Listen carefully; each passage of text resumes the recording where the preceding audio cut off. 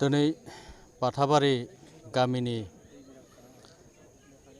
दावगालु गेलेमु आफादनि दैदेननायाव दिनै सेथि जितु प्राइज मानि फुटबल प्रतियोगिता बा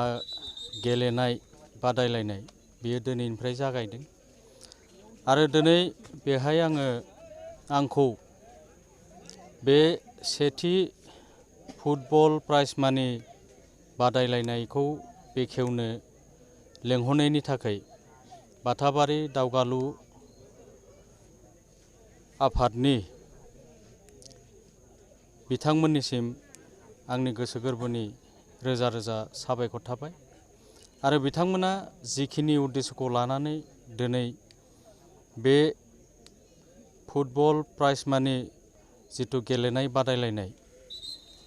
बे गेलेनाय बादायलायनायजों आरो मोजाङै मोजां जाहाथे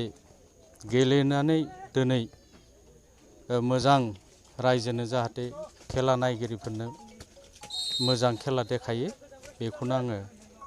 खावलायबाय आरो बिथांमोना जाहाथे मोजां गेलेयो। जों मोजां नुदों खेलाया बायदि जोंनाव बेबायदि जाबाय थानांगौ जोंनि बर' हारिया बिदि मोजाङै जौगानांगौ